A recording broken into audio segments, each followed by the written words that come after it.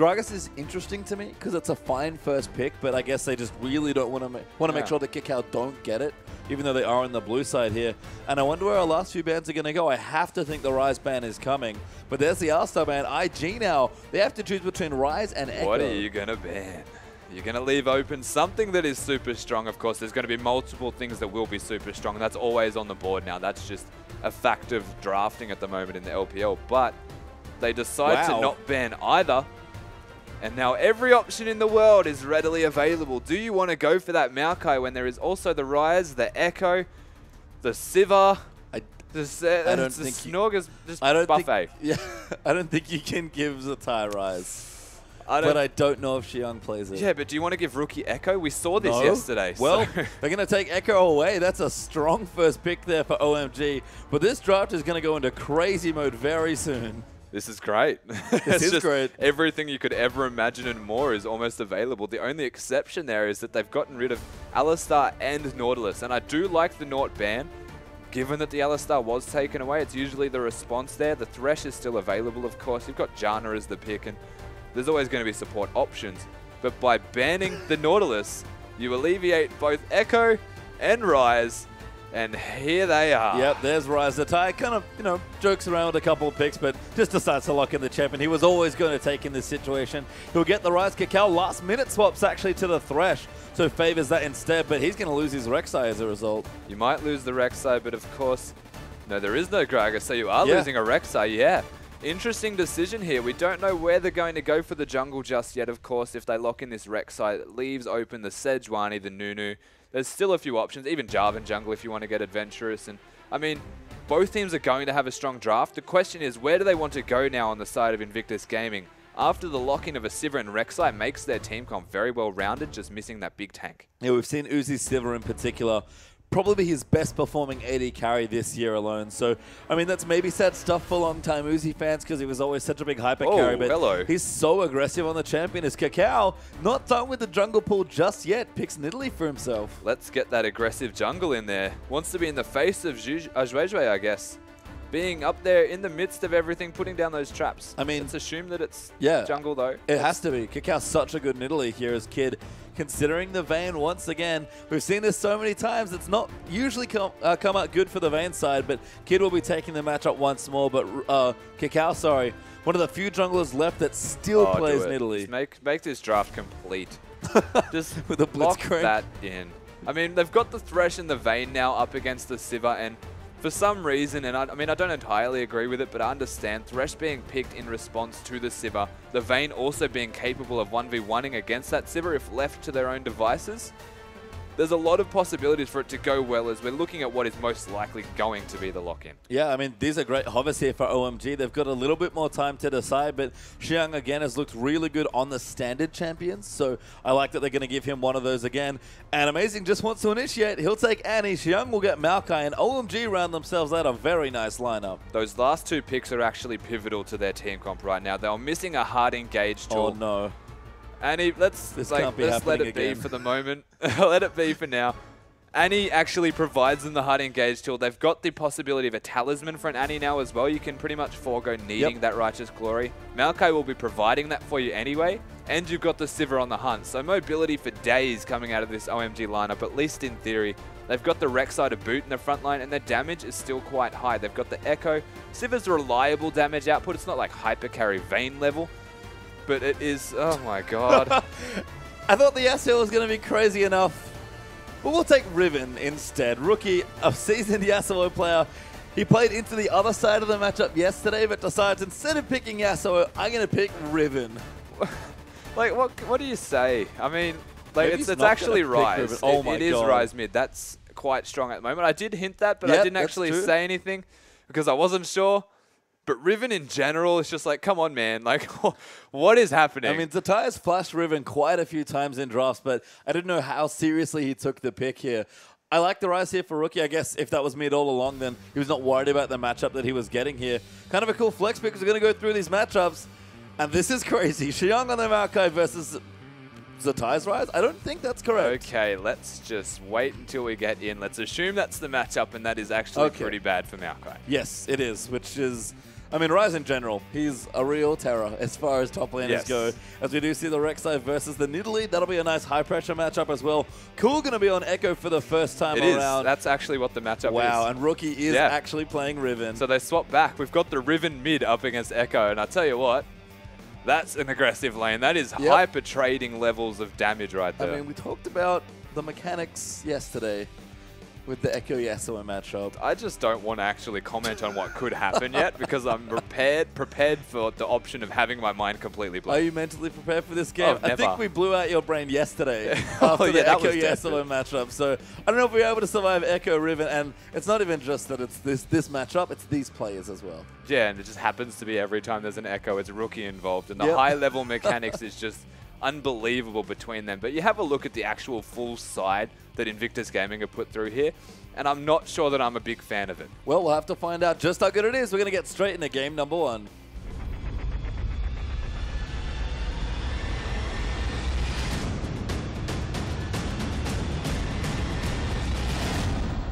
And we're going to get straight into a pause. High intensity level 1 action. Oh, unpause. Hello.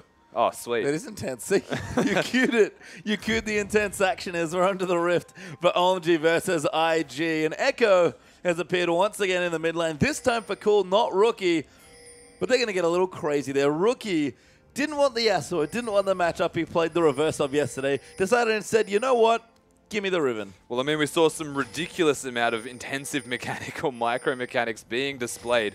Riven is a bit more straightforward. Of course, there's the outplay factor with the Echo, but you kind of just click at them and spam your Q until you catch them with Riven at least. It'll save a bit of trouble. I mean, we looked down OMG's lineup, very solid across the board. Great engage tools. Good front line from the Maokai and the Rek'Sai. Uzi's a decent threat, can come in, and Cool, I think, can be a primary carry. It's hard to say about Echo. We haven't seen that many games yet, but you're looking down the board, it's basically a standard OMG lineup, but with Echo instead of maybe a different assassin there for Cool, and he's a great assassin player. It can be a hyper carry. The damage that Cool can put out on Echo is just phenomenal. Once you get that Luden's Echo, the Lich Bane, even the Zonus, which we saw yesterday, gives you a lot of team fight utility. Is amazing. Just decided he wanted to walk through a wall. He goes and puts the ward down, doesn't put the wall down. And OMG doing that 2v1 prevention invade, maybe looking for it themselves. But again, Echo can be that hard carry for the OMG lineup. They've got Uzi, who actually does hard carry on Sivir, funnily enough. And let's just take a second to have a look at the Invictus Gaming lineup, because it's standard here from OMG. It's what we expect from them. But we've got a Ryze top, normally banned since we're in 5.10 at the moment, and Ryze's ultimate duration is 6 seconds now, not 2 seconds at all levels.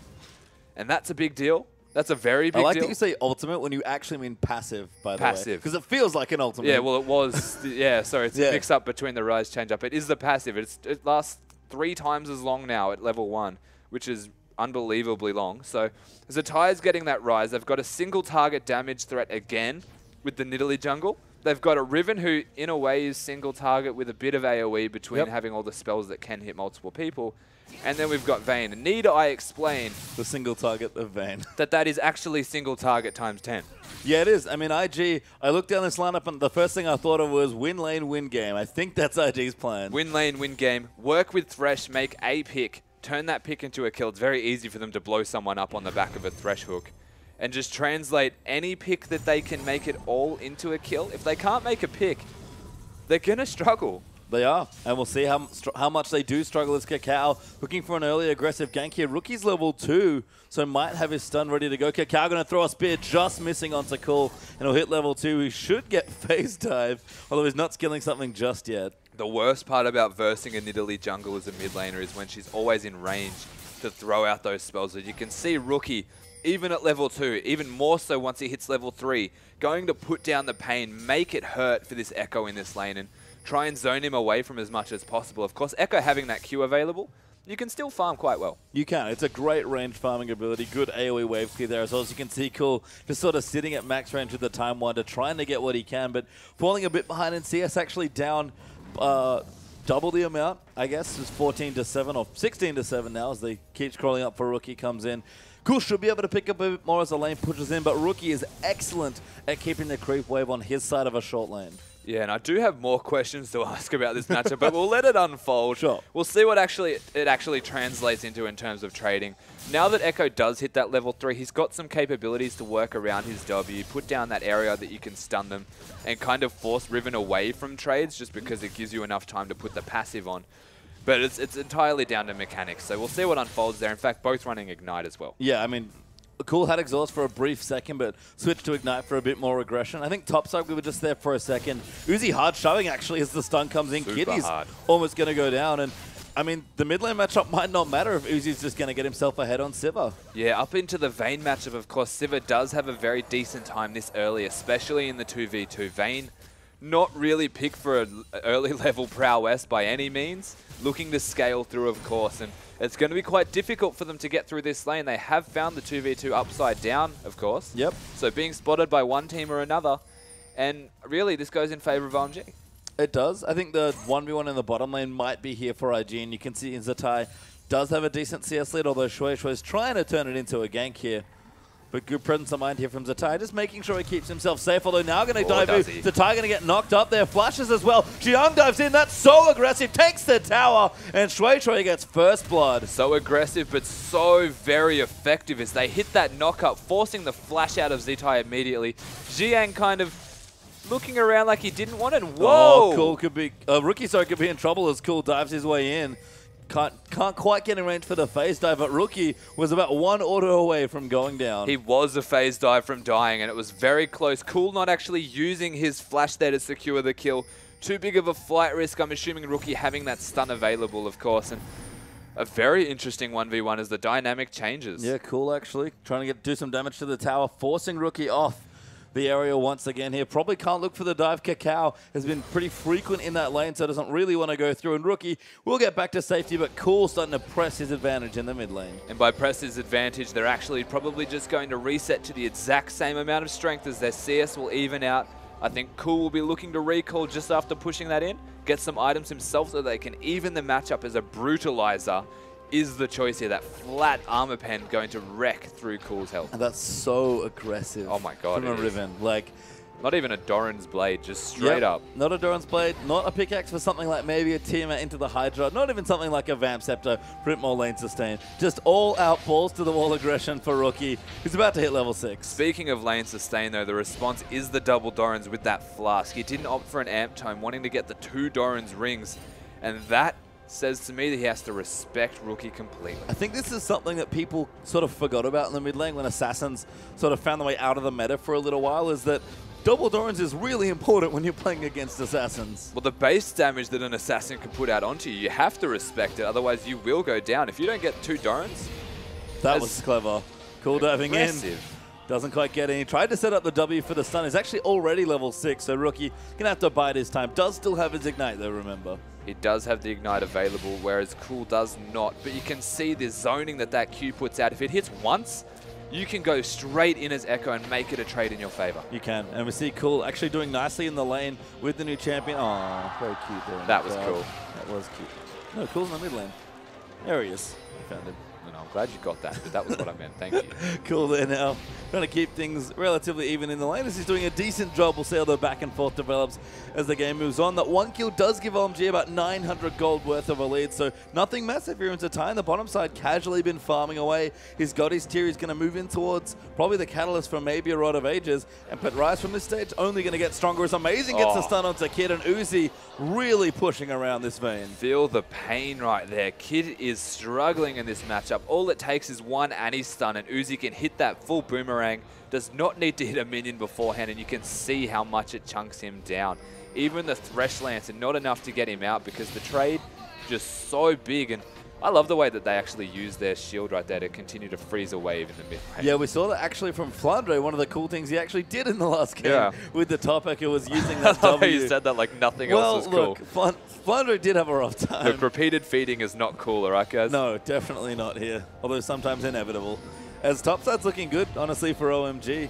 Uzi there, 20 CS, actually growing up now to 25 CS ahead of Kid. Shueishui's visiting here as well. I think we're setting up for a dive. Never mind, dive in there. Amazing ghost in, and Uzi gets the kill. If by set up for a dive you mean keep going, yeah, immediately dive as Kiddies plays out Shueishui. Flash on Burrow, gonna make things tricky here for Kiddies. He's gonna die, and Uzi, 2 kills already. And if there's one thing Uzi is good at, it is making sure that he gets the last hit in any gank possible, making it the most out of it that he can. 30 CS ahead right now and picking up both of those kills. He'll be able to get a BF sword, a pickaxe, or he'll probably just go BF Avarice Blade and boots because it's LPL. Jeez, he's going to get the tower here as well. I think you're right, though, about the LPL Avarice Blade.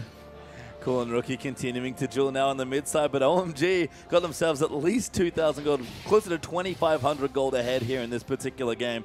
And a lot of that's here on Uzi. He's got himself the BF and he does go pickaxe. Thank you for he gets the pickaxe. That's a lot of money, even able to get the boots, working towards the completed boots too as well. This Sivir is disgustingly fed at the moment. And like the lane was bad enough for the Vayne, it is now so much worse. Amazing has been completely unlocked and can go. Oh, going in for Rookie, trying to get the stun. Doesn't line it up. Riven very mobile.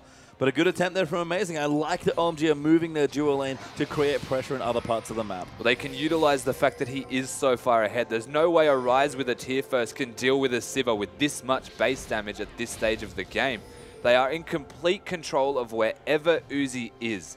And you need to respect that on the side of Invictus Gaming. They've got avenues to kill him because they're pretty much entirely single target, but they need to actually find out a way to do this because Amazing is going to be able to impact everywhere. And let's start with Dragon. Yeah, Vayne can't do anything. Kid's actually in the top lane, you saw earlier, pretty much hard freezing that, trying to get some CS back, but that's going to mean Cool can stick in the mid lane and keep farming it up. Dragon's going to go to OMG. The bottom tower might even fall soon, as well as Uzi relentlessly pushes in with that Sivir. And as long as things stay neutral in the other areas, Uzi can keep getting further and further ahead. He can definitely continue to get further ahead, but I mean, I just took a second to really take in how much they scale here in Invictus, but whoa! Going in there, Kitty's actually, Flay goes through, bear down, and Uzi gets himself another kill. All the ultis go in and OMG get themselves a kill. This is how they've been winning recent games. See you later, Invictus Gaming. At the moment, it is the OMG show, completely destroying their way through the lineup of Invictus on the back of Uzi being big. And for a second there, I thought we were lagging, but they were just standing around. They were, and Rookie actually popped his ulti, tried to go in onto Cool. Still has the wind slash available, but Cool keeps it nice and collected. We'll just collect the CS instead. Tower goes down on the bottom side. OMG starting to get ahead. The mid lane might be okay for both of them, but OMG getting ahead on 2 other sides of the map. Yeah, the mid lane okay, but of course, as we just mentioned, on the back of Uzi and the rest of the side here, being able to roam, to pick a lane essentially and just go there. Kid's left on catch-up duty. Cacao's left on trying to defend turrets. And I mean, they've gone double tier. They've got a Riven trying to scale and a Vayne trying to scale in items. They're just biding their time as long as they can and essentially hoping the lead isn't so big that the game is already lost before they ramp up in damage, because that side scales unbelievably big in damage. I mean, it does, but we've seen OMG when they start getting this game into this sort of position, they're excellent at closing games out. We saw it down in the bottom lane. They used pretty much all of their ultimates just to get 1 kill and then got an objective. That was the freight train style that OMG originally pioneered in 2013. And there's been a lot of that here with this new team, which has been hilarious to me. And you can see right now, Uzi moving in. Cool going to dive in onto Kitties, gets a bit of poke down. Got him. But Uzi just wants more turrets. And the damage that just went down on a Kitty from Echo right there, there's no real way for them to contest this, without looking for a full fight. And because Kitties is already quite low, around half health, that's another turret going down. And you said it, they're good at closing out.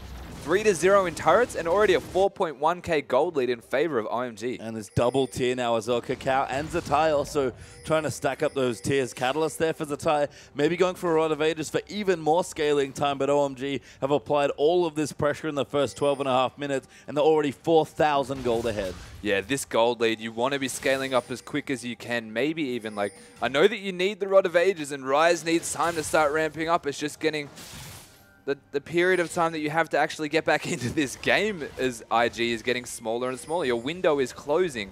The door is closing on your opportunities. You need to find something. Just a kill.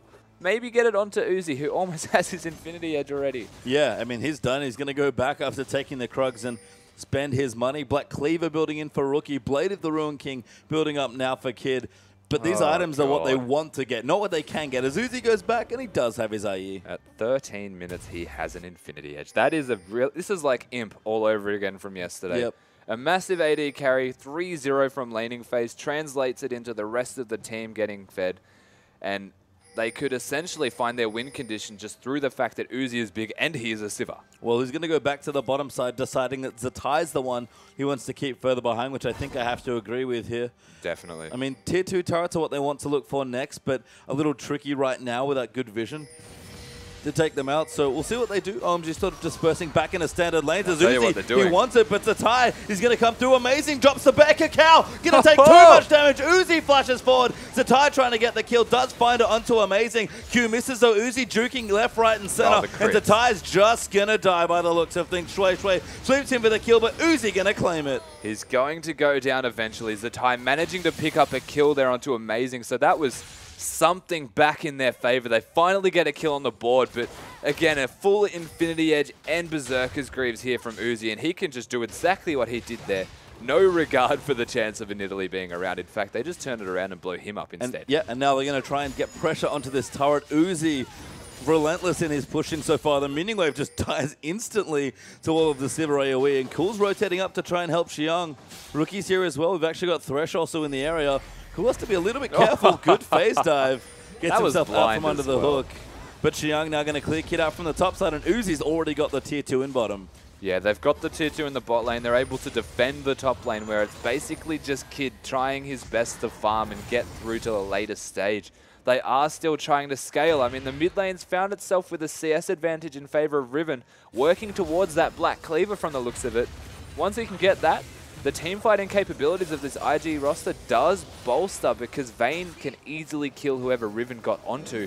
In saying that, again, it's 5,000 in favor of OMG at 15. And OMG are looking for nothing but group team fights here. If they can't get a pick to take a tower, they're sticking together and going to do it all as a team here. This is the style that OMG have been going back to, it feels like, in their successful summer games so far. And right again here against a side like Invictus Gaming, they're already up, like you said, 5,500 gold. And where is your jungle, Cacao? It is all missing. Bad luck, buddy. The pressure is well and truly being put in place. The vision control, not so much. It's not really offensive vision control. They're working around the dragon at the moment. It is up in 20 seconds. Look to see OMG take down this dragon, control the area, and translate that once the dragon's down into more aggressive control of an area, and then just try their best to push out a team fight from that. Oh, cool. Trying to dive in again. Rookie actually going to get queued in, but he's going to try and pop. His ultimate has used it, but Shui coming in to make the difference. The mechanics. Yeah, Rookie realized this before. He's like, hey, I remember when this happened yesterday. A Rek'Sai appeared and I got sad. It's cool. Level 11 now. Didn't use his ulti. Just going to get a bit of poke down as OMG going to look for that dragon. Yeah, and Riven using the ultimate is not really a big waste at all. You can see a lot of CDR already from Riven, and there's very low cooldown. So popping the ultimate to kind of scare them away. Zhuezhui came in, but nothing to come from it besides that dragon we mentioned just beforehand. And I mean, dragon for a Scuttlebug, not really a good trade. They're going to look for this top turret, but Xiang is here. I mean, he's found Kitties. Cacao, though, will come in as well. Good spear, actually, onto Xiang. But the ulti pop by Maokai tries to cue them away. Will flash towards his teammates. Uzi kills the tie in the middle of the map, I believe. And then it's trying to run in there, take out another tower. Xiang might die. His team's coming. Vayne gets the tower in the top side, but OMG's saying, you know what? We'll leave you, Maokai. We'll just take the tower. She'll be right. And they're able to freely push the mid lane because the numbers advantage is in favor of OMG. They get that inner. They're working on the inhibitor turret.